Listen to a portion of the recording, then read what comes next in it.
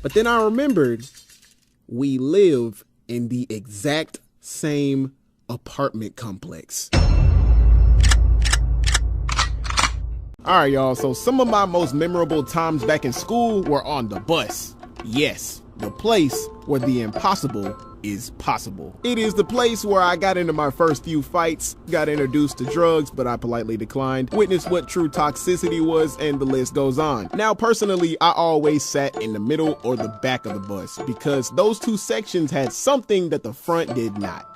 Fun times. That's something you can't find in the front. It's impossible because the further back you go, the more toxic things get, which means more entertainment for everybody. Let me break it down for you. The bus is like a body of communities. Up front, you got the gated community, the people that usually follow all the rules, the goody goodies. They try not to upset the guard, which is the bus driver. They keep to themselves and they don't bother nobody. Right behind them, you got the middle, aka the suburbs. In this section, you might have a little bit of the front, you might have a little bit of the back. At the end of the day, you make up the middle. Now, this section is usually where the toxicity starts, but it's a controlled toxicity. Mostly because they're still not that far out of the driver's control. And lastly, we got the back of the bus, aka the trailer park. This is where all the ignorance happens. This section is usually made up of a bunch of immature little bastards that are rude, violent, and show no respect or empathy towards anybody. So didn't that make you a part of that group too? Hey,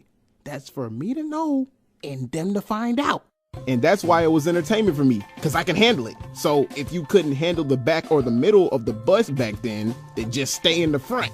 If you're from the front and they catch you in the back and you can't physically or verbally defend yourself, that means you in the wrong hood, homie. Now, even though it was toxic and I had a lot of fun times, there was this one time that got a tiny bit too chaotic. So this story takes place back when I was in elementary school and I was riding the school bus home one day, and as usual, me and the homies were in the back cutting up, having fun. And I get into a roast session with this one dude. Let's replace his real name. We're gonna call him Q. And we had been roasting each other for 20 minutes. So long to the point where things got a little bit personal. Shut up, boy. I know you ain't talking. I'm really about to flame your ass. How you 12 years old and already got hair on your face? You not 12, nigga. You 25. Nigga, who you talking to? You cockeyed as hell. I can't tell if you're looking at me or the bus driver. Your left eye left to go get some milk and never came back. It's funny you said that, cause your dad left you 12 years ago. He came back yet? Oh, okay. So that's where we're taking this. Bet. Dog, I remember this like it was yesterday. I kid you not. Q gets up, walks to the middle, and talks to this one dude. We're gonna replace his real name too. We're gonna call him Taylor. And he is instigating.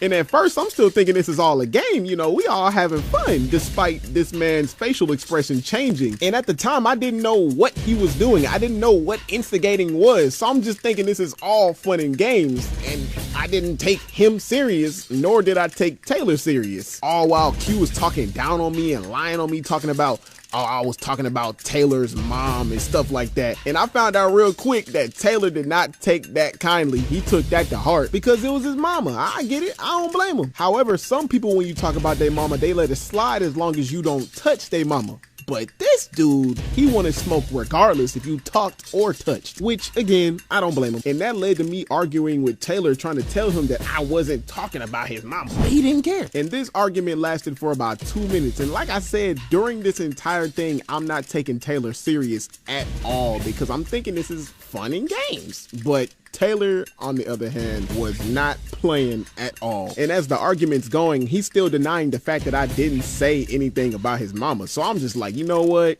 I did say something about your mama. What you gonna do about it? Then he was like, I'm finna whoop yo as soon as I get off this bus. And at first I'm thinking like, he ain't gonna do nothing. He probably don't even live in the same area that I live in. So I'm good, right? I'm fine. I'm safe, right? But then I remembered we live in the exact same apartment complex. And as soon as I thought of that, I got the picture very clear. And I really wanted to fight Q, but I had to save my energy just in case he wasn't bluffing. I ain't gonna lie, if I had the chance, I would've ran the ones with Q and popped a Zinzu bean afterwards and got ready for Taylor. But unfortunately, that was not the case. Cause after that, he sat back down in his chair. I sat in my chair quietly, shooketh to the core. 15 minutes later, my bus pulls up to my bus stop. We all get up to get out. And as soon as I get off the bus, I'm talking about the second I get off the bus, Taylor comes flying at me. And the first thing that came to mind before he landed the hit was, oh, he wasn't bluffing. And we get this scrapping. I'm talking about we scrapping for like 10 minutes. There was this one dude driving by us talking about something. Stop! Stop! We didn't stop. The dude goes to park his car, runs over to us, and breaks the fight up. And in my mind, I'm like, thank you. I didn't even want to be in this fight anyway. I didn't even say anything about his mama. Like, I don't know why I'm here. So I take my stuff and I dash. I get the burners, bro. I go back to the crib. I pull up to the house. I get in the house and I see my mom and I'm like, Mom, I got in a fight. But she was like, you did? Did you win? I gotta keep a pop-up, yeah. Put a red ribbon on me. Fly away on them bus, yeah. Headed up the commies. I need me a bag full of senso to get me back started. You don't even know what I've been through. This train is hyperbolic. Come waves when niggas just riding waves. I really do the shit, I be sliding like roller skates. Keep it 100, these niggas mobbing like anime. She want a Super Saiyan, so I tell her don't be afraid. Then I'm out the door, yeah. Grab a 3-5 of the dudes, yeah. Paint the sky gold on them, yeah. Haters can't stop me with wishing. I hope my niggas don't end up switching. Gotta keep a pop-up, yeah. Put a red ribbon on me.